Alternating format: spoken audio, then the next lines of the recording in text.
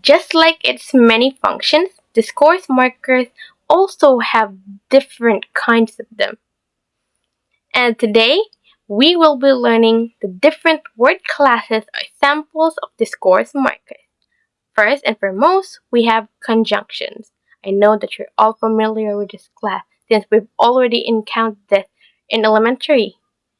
Coordinating conjunctions like the famous acronym FANBOYS, which stands for to state reasons, and in connecting ideas that are equal in emphasis, nor in negating the following clause or phrases, but connecting contradictory ideas or giving options or alternatives, yet same with but. And so, which means the effect or result. So for examples here, we have, he loves me too, but we can't just be together, or we just cannot be together. Here, we can sit or see that the two different ideas, like he loves me too, it is a positive one. And the next clause, we cannot be together, so it's the negative. We connect them even if they're contradictory ideas. And that's the essence of but as conjunction and as a discourse marker.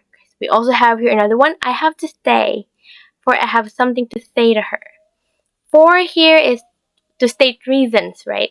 So why does she have to stay? Because she wants to say something to that other person, to that other party. Next, we also have adverbs. You know adverbs, right? Adjectives, it is when we describe person, a noun. Verb is when we describe an action. For adverbs, we know that it modifies the meaning of a verb, adjective, or another adverb.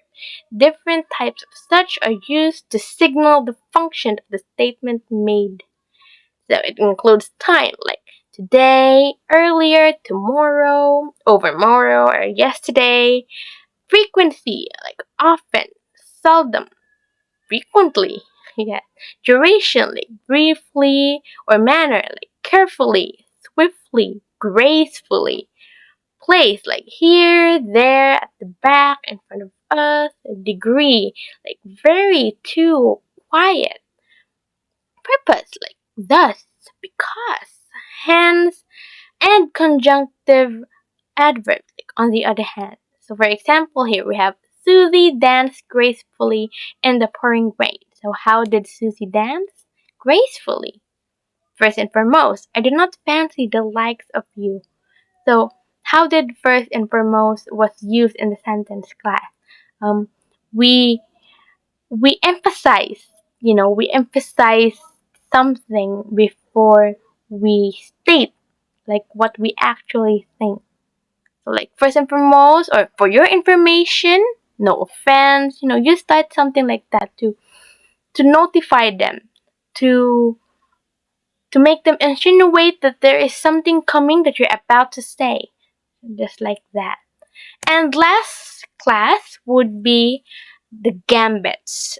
Are you familiar with gambits? If so, and if not, then I will still say it. So, word or phrases which helps us express what we are trying to say, comprehend or clearly understand what someone else is trying to say. So, it is usually used in introducing a topic of conversation. Link what we should say in response to someone, clarify someone's opinion or comment, or ask for repetition when something is not clear. Check and see if your communication is being understood and so on.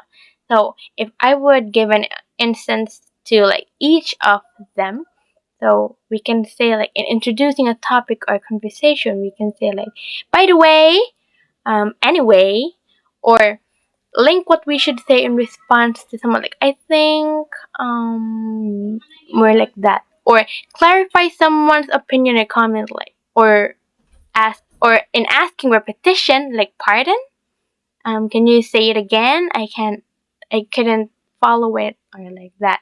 So for examples here we have, perhaps you would like to dine with me anytime. As you can see, I already have a boyfriend. So, as you can see in this sentence, it is, to clarify your stance for that person who's trying to hit on you. As you can see, I already have a boyfriend. So you don't mess around with me. It's like that. Do you understand, class? If so, I hope that you're still listening to our class, even if it's in asynchronous style or method.